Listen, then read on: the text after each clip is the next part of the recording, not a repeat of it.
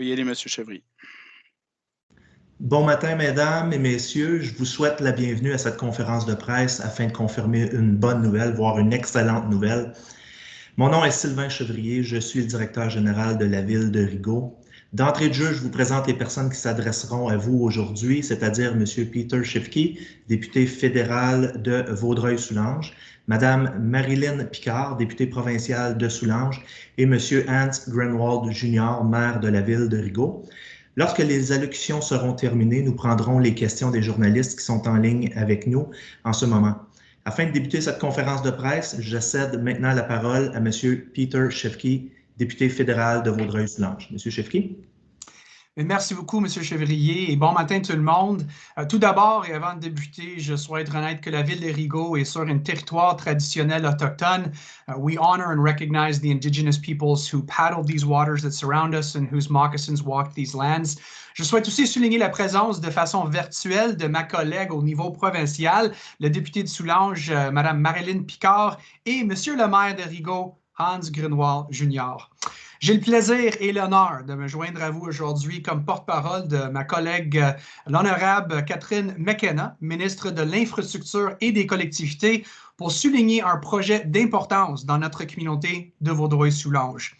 L'initiative en question profitera à long terme à tous les citoyens et citoyennes de Rigaud et contribuera à la relance économique de la région. Le gouvernement du Canada est engagé à travailler en étroite collaboration avec les municipalités et les provinces afin de mettre en place rapidement des projets qui font une différence positive dans la vie des Canadiens et Canadiennes en ce temps difficile. C'est pourquoi le gouvernement du Canada a annoncé en août dernier un investissement massif de plus de 300 millions de dollars pour réaliser plus de 280 projets visant la distribution ou le traitement d'eau potable, la collecte des eaux pluviales et la collecte et le traitement des eaux usées dans les différentes régions du Québec. Il est impératif d'investir dans les services essentiels pour bâtir des collectivités en santé. Cela inclut assurer que les Québécois et Québécoises ont accès à des réseaux fiables et sécuritaires d'eau potable et de traitement des eaux usées. Ces infrastructures serviront non seulement à assurer une vie plus saine aux gens, mais contribueront à croître des entreprises, deux items de grande valeur à la lumière de cette pandémie. C'est avec enthousiasme que je vous annonce aujourd'hui un investissement de plus de 5 millions de dollars dans le projet de mise à niveau de la station d'épuration de Rigaud, donc les travaux devraient débuter au printemps. Il y a quelques années de cela, la ville de Rigaud a amorcé des démarches afin de moderniser les installations et augmenter la capacité de traitement. Le projet, en soi-même, consiste de la mise à niveau et l'agrandissement de l'usine d'épuration. Ces nouvelles installations permettront non seulement l'amélioration du volume et l'efficacité du traitement des eaux usées, mais permettra d'atteindre, voire de dépasser les normes provinciales. Et ça me rend très fier. As previously mentioned, I'm immensely proud of the Government of Canada's $5 million investment towards this $12.6 million project that will increase and update Rigaud's wastewater treatment facility, a project that will get started this spring. The scope of this project and initiative includes dismantling the current equipment, expanding the volume of the existing ponds, and converting the lagoon into an aerated pond.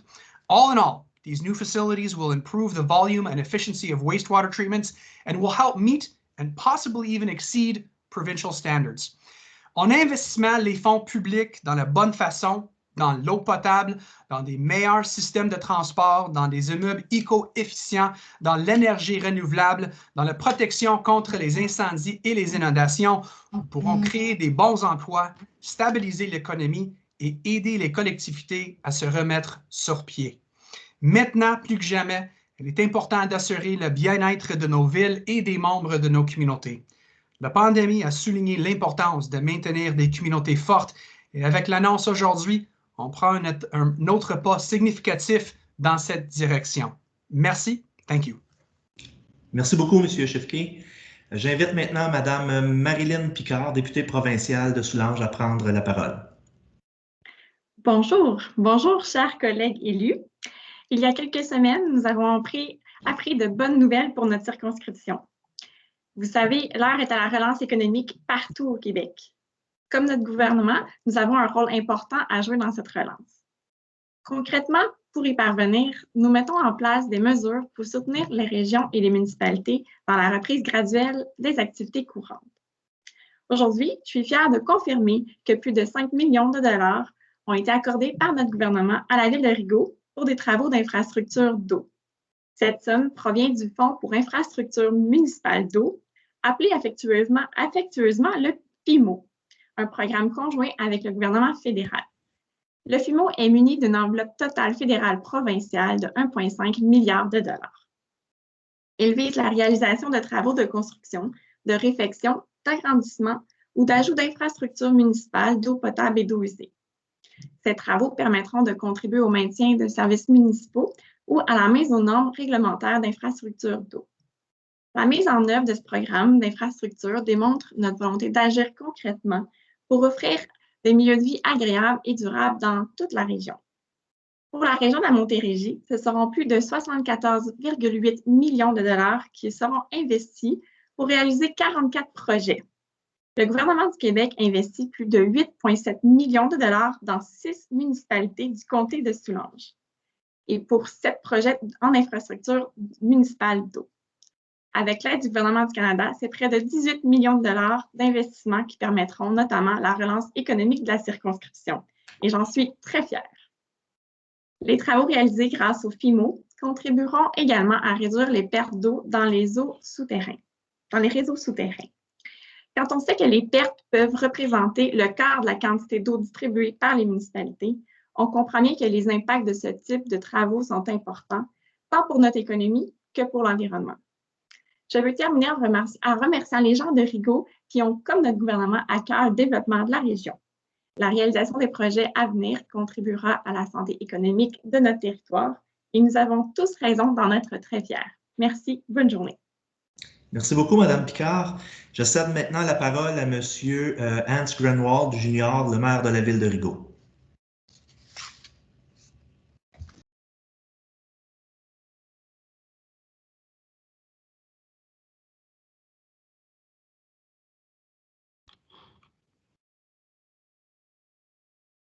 Me voilà revenu.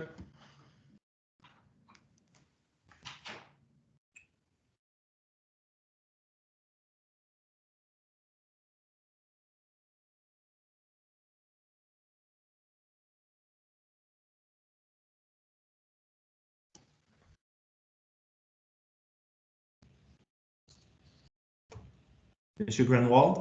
Oui. La parole est à vous. Merci beaucoup. Bonjour, mesdames et messieurs. Je tiens tout d'abord à remercier M. Peter Schiffke, député fédéral de Vaudreuil-Soulanges, et Mme Marilyn Picard, députée provinciale de Soulanges, pour leur présence aujourd'hui avec nous. Je les remercie également pour les contributions de 2 paliers de gouvernement à cette subvention de plus de 10 millions de dollars, qui va servir à mettre aux normes l'usine d'épuration de la ville de Rigaud.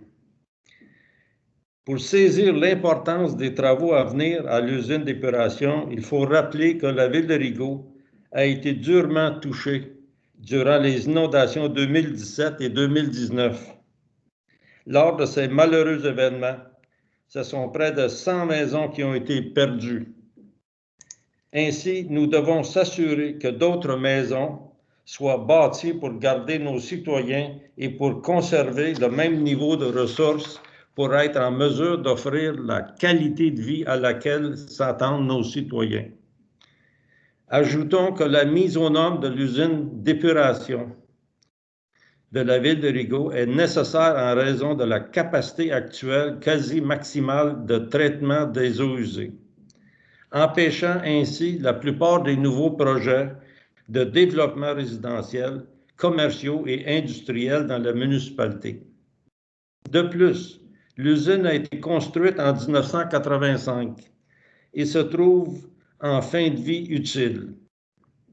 Par ailleurs, ces travaux sont essentiels afin de respecter les nouvelles normes environnementales gouvernementales. Parmi les étapes à réaliser en 2021 dans le projet de la mise aux normes de l'usine d'épuration, les plans et devis, le dépôt et le traitement d'une demande au ministère de l'Environnement et de la lutte contre les changements climatiques, l'appel d'offres pour l'entrepreneur général et l'analyse des soumissions. Après l'octroi du contrat de l'entrepreneur en 2022, les travaux pourront débuter qu'ils vont s'échelonner jusqu'en 2023. Je tiens personnellement à remercier les personnes qui ont été à l'origine de ce projet et de l'heureux dénouement que nous connaissons aujourd'hui. Il s'agit notamment de l'ancienne directrice générale, Mme Chantal Lemieux, ainsi que l'actuel directeur des services techniques et d'infrastructure, M. Martin Cuérier, ainsi que tous les autres employés qui, de près ou de loin, ont contribué à la mise en œuvre de ce projet. Enfin, je sais que le projet sera entre de bonnes mains experts et de notre nouveau directeur général, M. Sylvain Chevrier. La confirmation de la subvention permettant des travaux de mise aux normes de l'usine d'épuration est une autre démonstration que nous avons à cœur la qualité de vie des citoyens et que nous regardons vers l'avenir avec un grand enthousiasme. Merci à toutes et à tous. Merci d'être présents aujourd'hui, puis merci de collaborer. Comme le disait déjà M. Peter Schiffke, c'est à Rigaud que ça se passe. Merci beaucoup. Merci beaucoup, M. Grunwald. C'est ce qui termine les allocutions de cette conférence de presse. Nous prendrons maintenant les questions des journalistes qui sont en ligne avec nous. Je rappelle aux journalistes qu'ils doivent se nommer, identifier le média pour lequel ils travaillent et ensuite spécifier à quel panéliste s'adresse la question.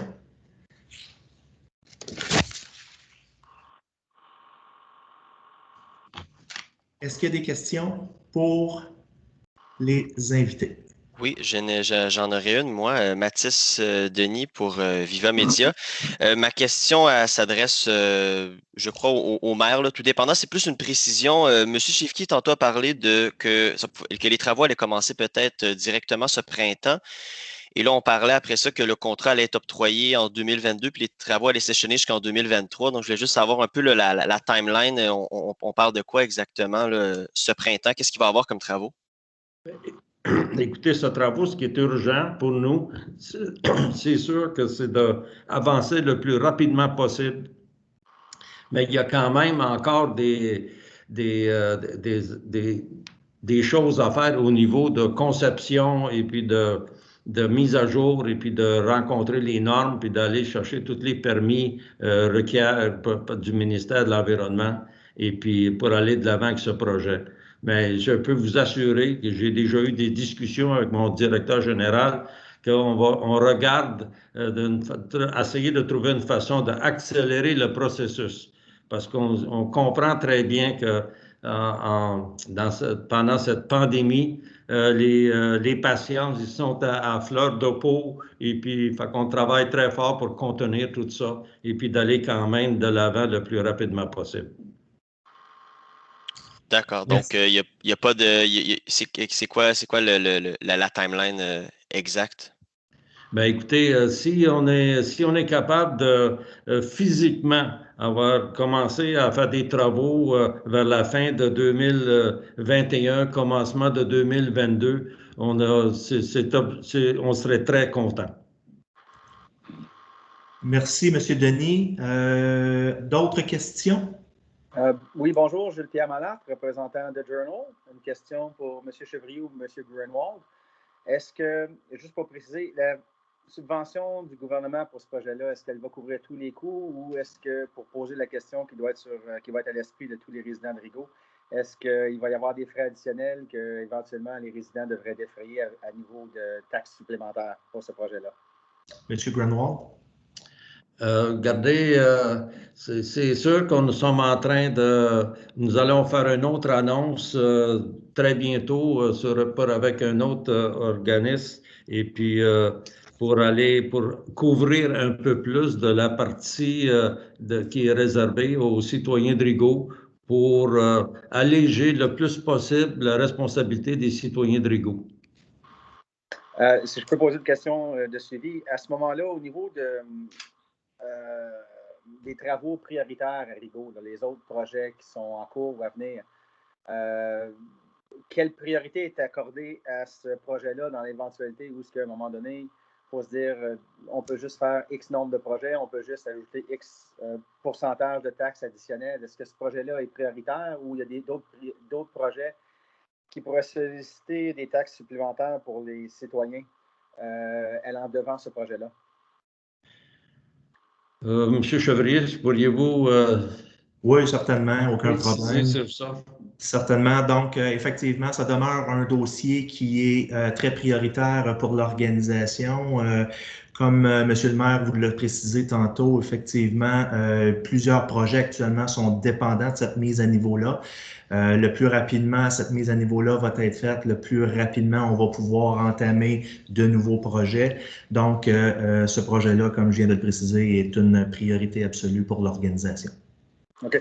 Puis, encore une fois, je m'excuse, je ne vais pas prendre tout le temps pour les autres journalistes, mais du 12,6 millions qui est alloué par le gouvernement, est-ce qu'on a une idée du coût total du projet à ce point-ci ou c'est encore à déterminer? Monsieur le maire? Oui, bon, mais regardez, vous savez comment est-ce que ça fonctionne. On commence un projet, puis là, on rencontre des situations particulières sur le chantier ou whatever. On n'a pas le chiffre 100% final, mais c'est proche de la réalité avec les chiffres que nous avons dans le moment. Et puis, nous allons annoncer bientôt une autre implication d'une industrie qui va aider à assouplir les charges envers les citoyens pour justement, comme j'ai dit tantôt, on travaille très fort pour contenir la facture aux citoyens, si vous voulez. D'autres questions de la part des journalistes? J'en ai d'autres, c'est correct. Oui, allez-y. Au niveau, les travaux, comme de raison, ça va créer beaucoup d'emplois. Autant au niveau des entrepreneurs qui vont venir faire les travaux à l'origine, mais au niveau de la gestion à long terme des nouvelles installations, est-ce que ça va créer d'autres nouveaux emplois à Rigaud aussi? Nous avons déjà du personnel dédié à ce projet-là. Ce que ça va faire, c'est que nous allons, durant les travaux, nous allons avoir une personne ressource qui va gérer le projet. Et c'est la formule que nous avons. Quand il y a un projet, il y a un gérant de projet. Quand il n'y a pas de projet, il n'y a pas de gérant de projet.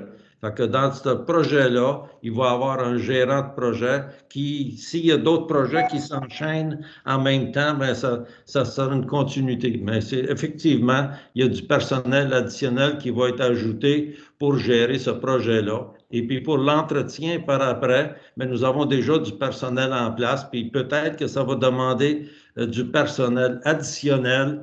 On va traverser ce pont-là quand on va y arriver. Merci beaucoup pour vos réponses, M. Chevrier-Gouvenoir. Merci. Merci. Merci beaucoup. D'autres questions? Oui, j'avais une question, Mathis Denis, pour Viva Media. C'est pour revenir, vous savez, peut-être avec la question aussi de mon collègue là, qui a soulevé, j'aimerais juste ça clarifier parce que tantôt, le député de Vaudreuil a parlé d'un projet de 12,5 millions environ. Donc, est-ce qu'on est encore aligné vers ça? Est-ce que c'est les chiffres exacts pour le moment qu'on a en ce moment là, à la ville de Rigaud? Monsieur Grunwald? L'information que j'ai, c'est effectivement, on s'enligne vers un plafond de 12,5 millions à ce projet-là. Mais comme vous dites, que quand on va être rendu là, il y a toujours on n'appellera pas ça des extras, mais des situations qu'il faut corriger en cours de route. Fait que c'est sûr qu'on n'essayera pas de contenir quelque chose qu'il faudrait faire tout de suite pour ne pas être pris plus tard pour dépenser 3 fois plus d'argent. Fait que ça va être géré d'une façon très serrée. Et puis, chaque fois qu'il va y avoir une situation particulière, mais j'ai la confirmation que ça va se ramener à la table du conseil.